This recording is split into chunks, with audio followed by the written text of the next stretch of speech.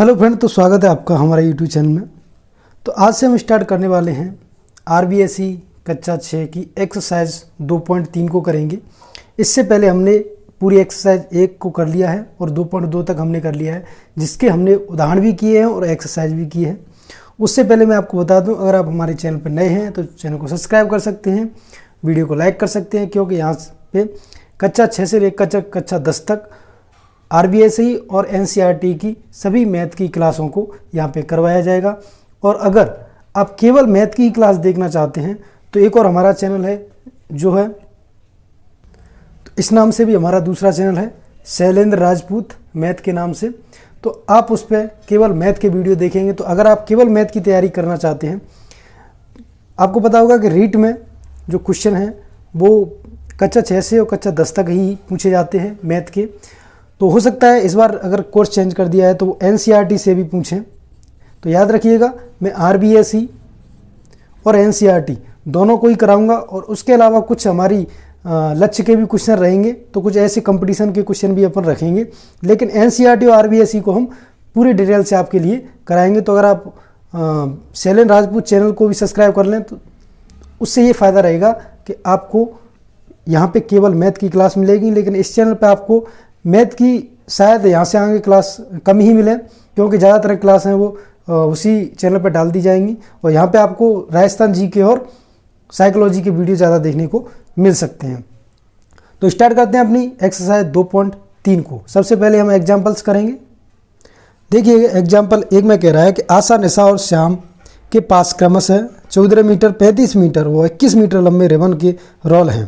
तीनों रिबनों को बड़े से बड़ा समान टुकड़ों में प्रकाश से काटना चाहता है कि काटने के पश्चात रिबन शेष न रहे तो वह समान रूप से कितने कितने मीटर के टुकड़े काटेगा। याद रखिए, अगर ऐसे समान प्रकार के काटना चाहता है, अगर ऐसी कोई बात लिखी आ जाए कि वो समान प्रकार से काटना चाहता है, या फिर ऐसे कोई लीटर बनाना चाहता है दूध नापने या पानी नापने का, जिसमें कि समान मात्रा में ही दूध प्राप्त हो, ऐसा कुछ अगर करना चाहता है तो याद रखिएगा उसका हमेशा महत्तम समापवर्त्य निकाला जाता है। ठीक है, इस चीज़ को आप विशेष रूप से याद रखें। तो जो भी यहाँ पे दे रखा है, जैसे एग्जाम्पल 1 में हमको दे रखा है 14, 35 और 21, तो इनका आपको कुछ नहीं करना है, सिर्फ मसअपा निकालना है। और इससे पहले अगर आपने वीडियो नहीं देखा हो तो देख लेना, उसमें मैंने मसअपा निकालना बताया है। सिंपल इस तरीके से अलग अलग करते हैं। तो देखिएगा, सबसे पहले हम 14 को लेंगे। ठीक है, तो 2, 7, फिर 7 तो 1 आ गया। फिर लेंगे हम 35 को, तो 35 सबसे पहले इसमें 5 का देंगे तो 7 बार, फिर 7 का देंगे तो 1 बार। अब इसी प्रकार से हम 21 को लेंगे तो सबसे पहले 3 का, फिर 7 का देंगे तो यहाँ पे आ जाएगा 1। तो देखिएगा 14 के गुणनखंड आ गए हमारे 2 गुणा 7। 35 के जो गुणनखंड आए हैं हमारे वो आए हैं 5 गुणा 7।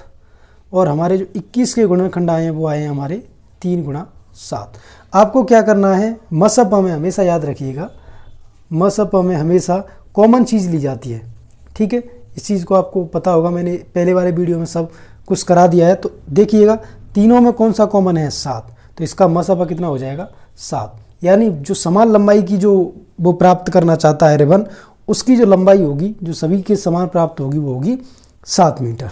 एग्जाम्पल 2 को करते हैं। देखिएगा एग्जाम्पल 2 में कह रहा है कि संख्या 24, 36 व 60 का महत्तम समापवर्त अभाज्य गुणन विधि से ज्ञात कीजिए। तो मैंने आपको अभी जो विधि बताई थी वो अभाज्य गुणन विधि थी। वैसे आपसे ऐसा कुछ पूछा नहीं जाएगा, सिर्फ आपको मसअपा निकालना है। तो देखिएगा निकालते हैं। इसमें दे रखा है 24, तो सबसे पहले 24 को निकाल लेते हैं, फिर 36 से निकालेंगे, फिर 60 का निकालेंगे।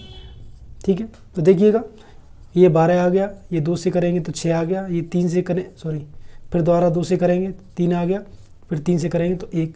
इसी प्रकार से यहाँ से 2 से करेंगे तो 18, फिर 2 से करेंगे तो 9, फिर 3 से करेंगे तो 3, और फिर 3 से करेंगे तो 1। यहाँ पे 2 से करेंगे तो 30, फिर 2 से करेंगे तो 15, फिर 3 से करेंगे तो 5, फिर 5 से करेंगे तो 1। तो देखिएगा इसके जो गुणनखंड निकल के आए हैं वो आए हैं 2 गुणा 2 गुणा 2 गुणा 3। यहाँ पे जो निकल के आए हैं वो आए हैं 2 गुणा 2 गुणा 3 गुणा 3। यहाँ पे जो निकल के आए हैं वो आए हैं 2 गुणा 2 गुणा 3 गुणा 5। मसपा में मैंने आपको बताया था सबसे कॉमन लेते हैं। देखिएगा यहाँ से 2 कॉमन, यहाँ से 2 कॉमन, यहाँ से 2 कॉमन, तो सब में मिला के 2 कॉमन हो गया। उसके बाद देखिए फिर यहाँ से 2 कॉमन, फिर यहाँ से 2 कॉमन, फिर यहाँ से 2 कॉमन। उसके बाद देखिए 2 इसमें आ रहा है लेकिन 2 इसमें नहीं आ रहा तो नहीं लेंगे। फिर लेंगे 3 को, तो इसमें भी 3 आ रहा है, इसमें भी 3 आ रहा है, इसमें भी 3 आ रहा है। इन सब का गुणा कर लेंगे क्योंकि अब तो कुछ बचा नहीं है जो कॉमन हो किसी में। तो 2 दूनी 4 और 4 × 12, तो 12 क्या आ गया, इसका मसप आ गया। तो इस प्रकार से हम सेकंड नंबर के एग्जाम्पल को सॉल्व कर लेते हैं। चलते हैं एग्जाम्पल नंबर 3 पे। एग्जाम्पल नंबर 3 कह रहा है कि संख्या 24 व 36 का मस ज्ञात कीजिए। सिंपल वही है। देखिएगा इसने कुछ अलग संकलन व्याकरण विधि लगाई है, लेकिन मैं आपको थोड़ा सा कॉमन चीज़ बता दूं कि आपको ऐसी कोई विधि नहीं लगानी है। जो मैंने आपको तरीका बताया है अभाज्य गुणनखंड विधि, उसी से आपको निकालना है। तो यहाँ पे क्या दे रखा है 24 और 36, 24 और 36, तो वही तरीका है। मैं आपको डायरेक्ट इसके गुणनखंड लिख देता हूँ। देखिएगा, तो देखिएगा मैं डायरेक्ट उसको गुणनखंड लिख दिए हैं। 24 के गुणनखंड ये हैं, 36 के गुणनखंड ये हैं। आपको मसपा निकालना है, मतलब कॉमन देखना है दोनों में। तो देखिएगा दोनों में कॉमन क्या आ रहा है, यहाँ से 2 कॉमन, यहाँ से 2 कॉमन और यहाँ से ये 3 कॉमन। तो 2 गुणा 2 गुणा 3 यानी 12 हमारा क्या आ गया, वो आ गया मसपा। इसी प्रकार से एग्जाम्पल देखिए, एग्जाम्पल नंबर 4 को देखिएगा। तो देखिएगा एग्जाम्पल नंबर 4, एग्जाम्पल नंबर 4 के 145 और 232 का हमने अभाज्य गुणनखंड विधि से गुणनखंड निकाल लिए हैं। तो 45 × 29, सॉरी 5 × 29 और यहाँ पे है 2 गुणा 2 गुणा 2 गुणा × 29। तो आपको क्या निकालना है, मसपा निकालना है, दोनों में कॉमन देखना है। तो देखिएगा यहाँ से सिर्फ 29 कॉमन आ रहा है, तो इसका जो मसपा हो जाएगा वो हो जाएगा 29। ठीक है, मैंने आपको यही विधि बताई है, आप और दूसरी विधि के चक्कर में न पड़े। हो सकता है कि थोड़ा सा जल्दी हो जाए, लेकिन एग्ज़ाम में आपको सही करना है, न कि जल्दी। ज़्यादा से ज़्यादा आप ऐसे विधि को अपनाएं जिससे कि आपका जो क्वेश्चन है वो सही हो सके, न कि जल्दी के चक्कर में आप ट्रिक याद करें। तो मैं आपको यही सलाह दूंगा कि आप अभाज्य गुणनखंड विधि को ही याद करके रखें। चलते हैं नेक्स्ट क्वेश्चन की तरफ। एग्जाम्पल नंबर 5 को देखिएगा, क्या कह रहा है एग्जाम्पल नंबर 5। संख्या 18, 54 और 81 का मसपा। मैंने वही आपको बताया, आपको सिर्फ अलग अलग निकालना है सबका और कॉमन देखना है। 18, 54 और 81। ठीक है, तो सबसे पहले हम इधर निकाल लेते हैं। देखिएगा, तो देखिएगा यहाँ पे हमने सभी के अभाज्य गुणनखंड निकाल लिए हैं। तो 81 के आए हैं 2 गुणा 2 गुणा 3 गुणा 3। तो देखिएगा हमने इसके अभाज्य गुणनखंड निकाल लिए हैं। 18 के हैं 2 गुणा 3 गुणा 3, 54 के हैं 2 गुणा 3 गुणा 3 गुणा 3 और 81 के हैं 3 गुणा 3 गुणा 3। तो सब में थे हमको मसपा निकालना है। आपको पता होगा मसपा सब में कॉमन होता है। तो देखिएगा 2 किसी में कॉमन नहीं आ रहा है, इन दोनों में तो आ रहा है लेकिन इसमें नहीं आ रहा, तो इसको नहीं लेंगे। 3 को ले लेंगे। देखिएगा एक बार आ गया 3, ये 2 बार आ गया, बस 2 बार ही आया है। तो 3 गुणा 3 यानी इसका जो मसपा हो गया वो हो गया 9। तो इस प्रकार हम सभी के मसपा ज्ञात कर सकते हैं। चलते हैं एक्सरसाइज की तरफ। क्वेश्चन नंबर 1 कह रहा है कि निम्न संख्याओं का महत्तम समापवर्तक ज्ञात कीजिए। वही विधि है, वही सब कुछ है। मैं पहले को आपको निकाल के दिखा देता हूँ और फिर हम डायरेक्ट निकालते जाएंगे। तो देखिएगा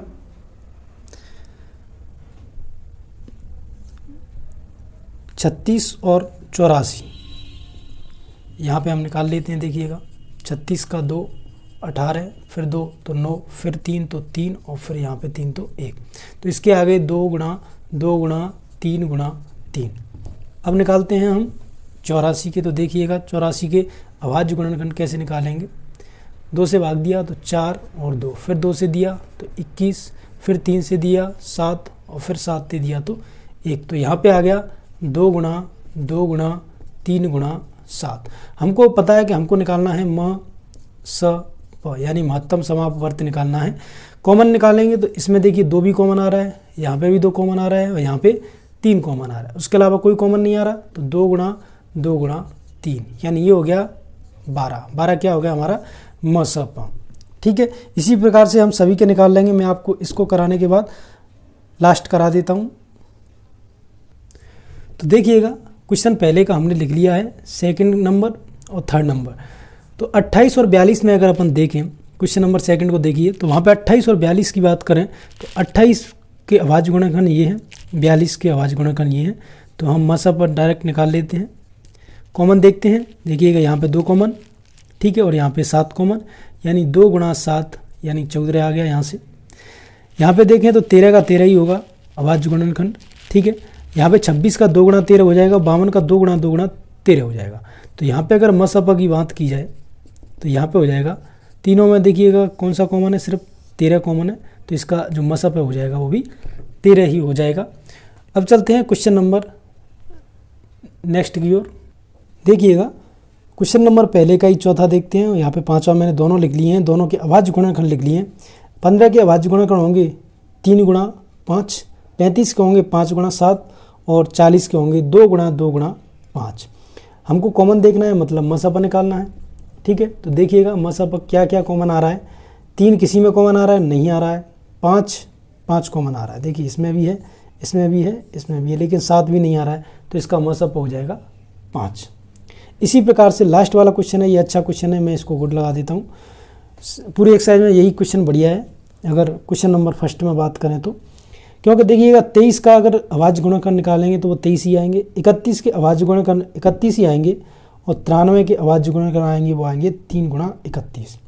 आपको देखना है तीनों में कॉमन, लेकिन देखिएगा आपको अगर कॉमन की बात की जाए तो कोई भी चीज़ आपको कॉमन नहीं लग रही। अगर ऐसी स्थिति आ जाए जहाँ पे कुछ भी कॉमन ना हो, ठीक है, कुछ भी कॉमन ना हो, तो आपको क्या करना है, वहाँ पे जो मसप माना जाता है वो हमेशा 1 माना जाता है। इस चीज़ को आप विशेष रूप से याद रखें, जहाँ पे कोई भी चीज़ कॉमन ना हो वहाँ पे मसप माना जाता है 1। बस यही इसमें मोस्ट चीज़ है, ठीक है। चलते हैं क्वेश्चन नंबर सेकंड की तरफ।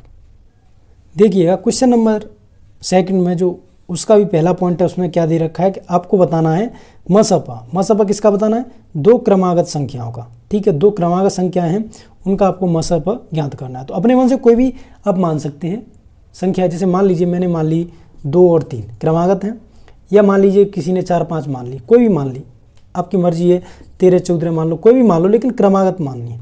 तो वो कह रहा है 2 क्रमागत संख्याओं का मसपा क्या होगा। तो याद रखिएगा, जब दोनों क्रमागत संख्या मान लीजिए, जैसे ये दोनों संख्याएं मैंने ले ली 2 और 3, तो इसका जो अभाज्य गुणनखंड होंगे, इसके 2 होंगे, इसके 3 होंगे, दोनों में क्या कॉमन आ रहा है, कुछ भी नहीं आ रहा। तो मैंने अभी आपको बताया कि जब कुछ भी कॉमन नहीं आ रहा हो तो वहाँ पे जो मसपा होता है वो होता है 1। जैसे ये 4 5 है, ठीक है, इसके भी अभाज्य गुणन 4 है, इसके अभाज्य गुणन 5 है, दोनों में कॉमन क्या आ रहा है, कुछ भी नहीं आ रहा। तो इसका मतलब क्या हो गया, इसके मसपा कितना हो गया 1। यानी अगर 2 क्रमागत संख्याओं की बात की जाए हमेशा, तो 2 क्रमागत संख्याओं का जो मसपा होता है वो हमेशा 1 होता है। इस चीज़ को बस आपको याद रखना है। ये थ्योरी बेस्ड क्वेश्चन है, और याद रखिएगा रीट में ऐसे ही क्वेश्चन पूछे जाते हैं। रीट में अगर थोड़ा सा भी बढ़िया क्वेश्चन बनेगा तो ऐसे ही क्वेश्चन पूछेगा, ठीक है। चलते हैं नेक्स्ट क्वेश्चन की तरफ। देखिएगा नेक्स्ट क्वेश्चन में क्या दे रखा है उसने, नेक्स्ट क्वेश्चन में दे रखा है कि 2 क्रमागत सम संख्या। अब आपको कौन सी लेनी है, 2 क्रमागत सम संख्या लेनी है, कोई भी आप ले सकते हैं। जैसे मान लीजिए मैंने ले लिया 2 और 4, ठीक है।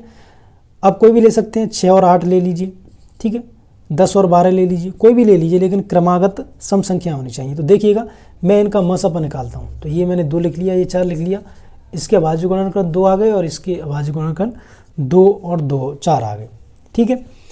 अब देखिए दोनों में कॉमन क्या है, 2 कॉमन है, ठीक है। अब देख लीजिए इसको भी चेक करते हैं, 6 और 8।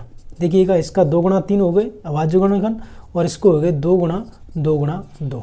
अब देखिएगा कॉमन क्या है, 2 कॉमन है। देखिए यहाँ भी कॉमन 2 आ रहा है, यहाँ भी कॉमन 2 आ रहा है। इसको भी चेक करके देखते हैं, 10 और 12, 2 गुणा 5 अभाज्य गुणनखंड इसके आगे, इसके आगे 2 गुणा 3 गुणा